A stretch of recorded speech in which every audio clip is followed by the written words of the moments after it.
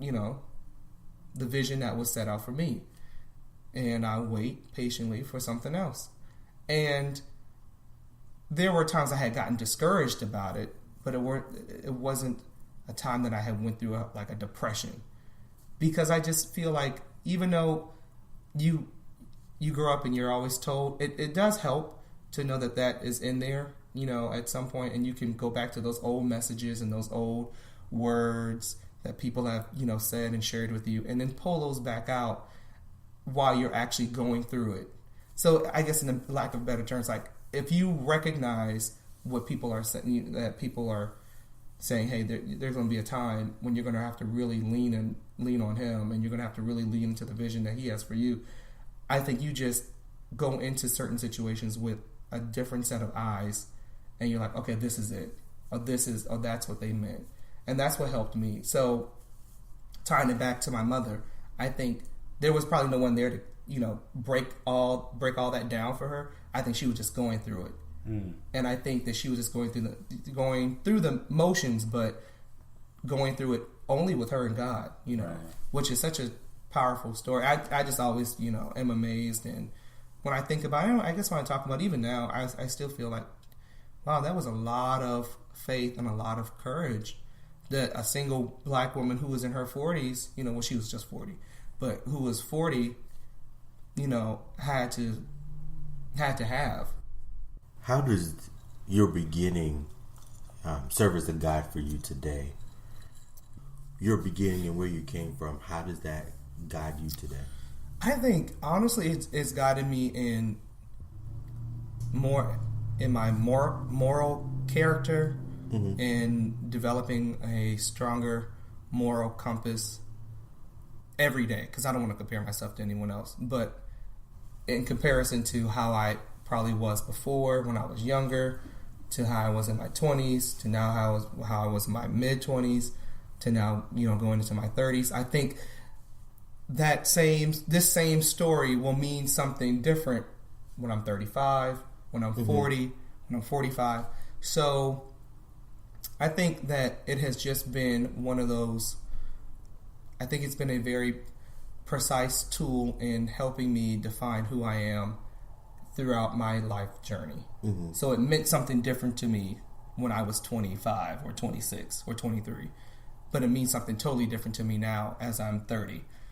Because I'm able to kind of cull out from that example or from that story, okay, little different examples. Like, okay, like when I talked about my biological mom, I didn't know that I think I knew kind of like, hey, she's giving you up because she can't take care of you. But you don't know that for sure. Well, I didn't know that for sure until I actually read it 4 months ago. So now this whole story, even though it's the same story, I have a new piece to it. And it's taught me more about sacrifice, And so not only was the story about, leaning into God and having faith, but there's another, element to it that talks a little bit about, well, for me, that talks to me about sacrifice and having to sacrifice, and I don't know what that's going to look like in the next couple of, months or years.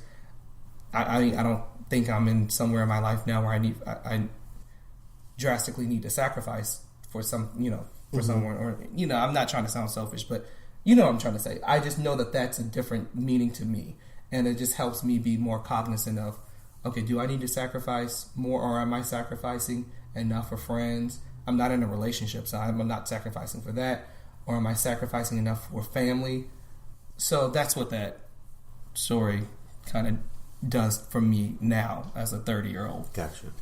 I'll be honest with you. When we first thought about your story and this topic, we were more so attracted to the fact that you were born from a prostitute and that you are successful. Oh, yeah. But what I'm hearing is you were born from a woman that sacrificed it all so that you could have a real chance at life.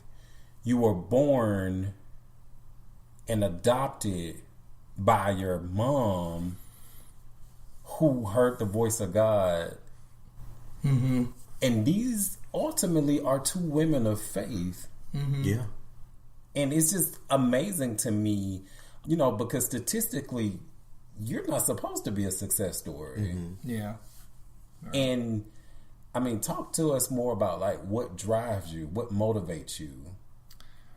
I think what motivates me the most is, when my mom told me I was adopted she told me, when I was 4 or 5.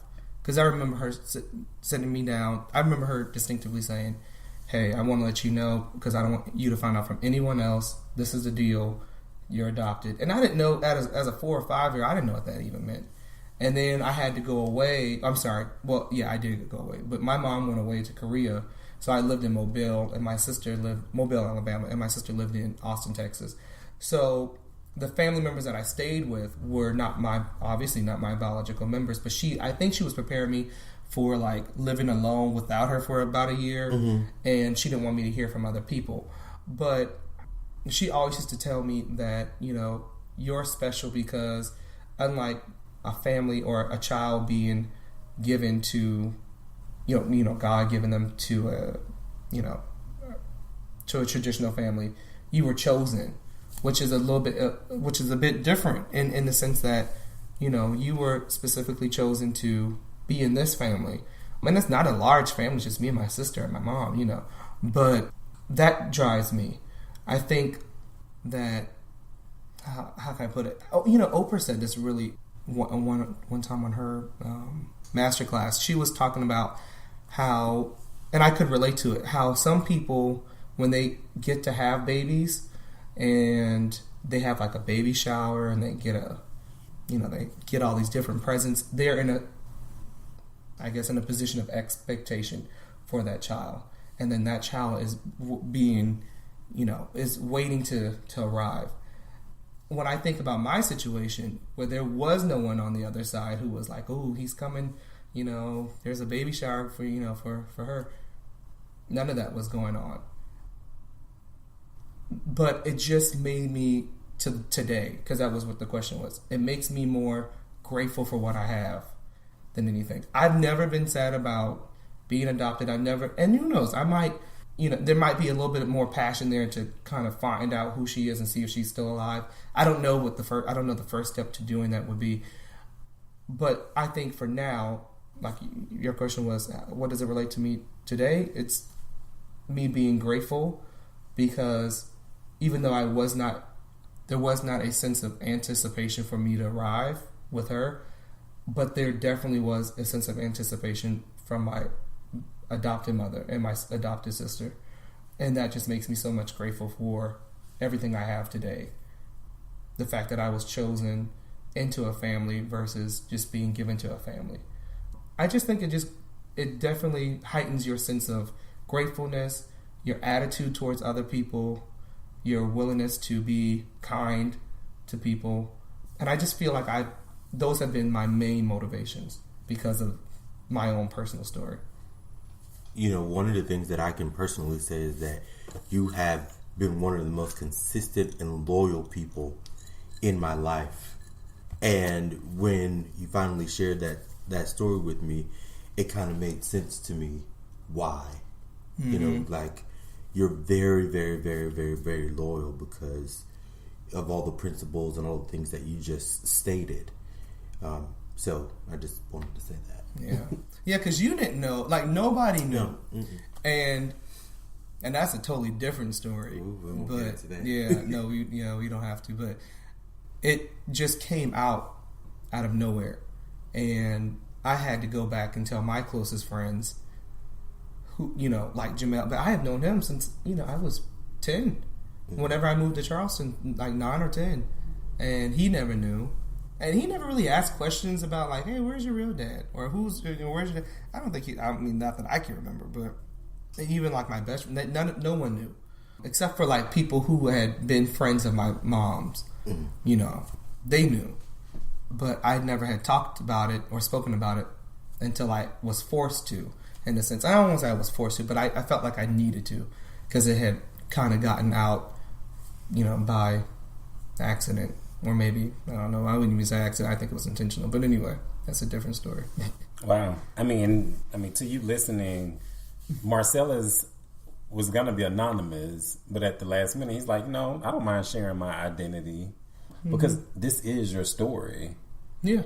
And I think it's not only your story, but it's powerful. For those of you listening, when we, as Marcus originally said, you know, at first we wanted to highlight, you know, being the son of a prostitute, and then how do you go from that to being successful. And we thought of that because, you know, Marcellus is recently just turned 30 and he's on his way to his doctorate. Yeah.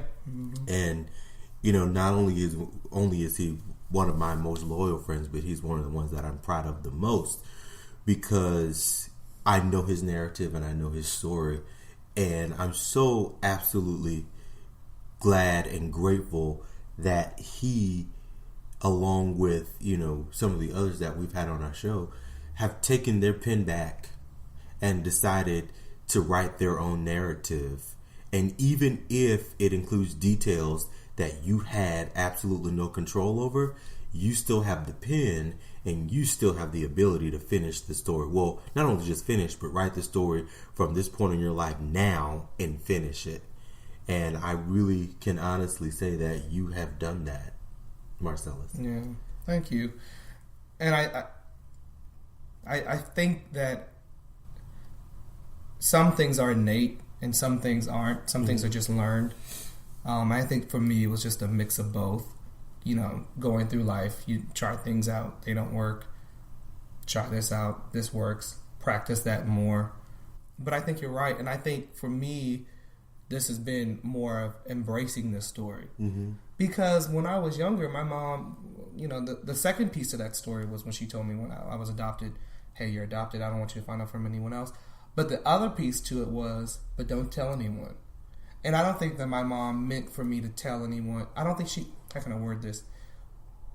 I don't think her intent was to tell me not to share this story because I should be ashamed of it. I think she was trying to protect me from questions I probably wasn't yet able to answer because I couldn't comprehend it. But for me as a kid, as a 4 or 5 year old kid, the way I processed it was something I should be ashamed of. And so I never, and then living in Charleston, South Carolina, where everybody is related, you know, that really was tough. You know, that was pretty tough. But I think now, my 28, 29, 30, 31, you know, I keep quantifying because I think you should be progressing and, be maturing. But I think now I'm starting to really be able to embrace the story more. And that's why I was so willing to say, oh, well, that's okay. I'll come on the podcast. You know what? I think I will share my name. And I will give extra details because it's going to help someone. Hopefully, it helps someone else. And that's a great segue into the next question. Oh, good. Right. Thank you. I was recently reading on Facebook. One of my old professor's son was being bullied at school because the kids found out that he's adopted. What advice do you give to kids who were adopted or are adopted, who may be struggling with their identity and struggling with acceptance? What advice would you give them? Man, I wasn't prepared for that question because I think a lot of those feelings I just suppressed for so long. I think if I could do it again, or if I was able to talk to my younger self, which would be in terms of advice, for me, I would have said that it's nothing to be ashamed of.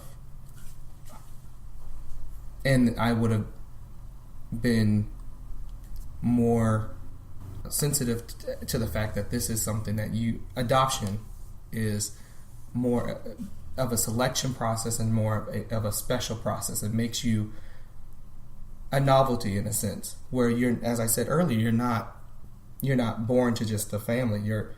A family chooses you, and it's tough because as I said earlier, a kid can't really process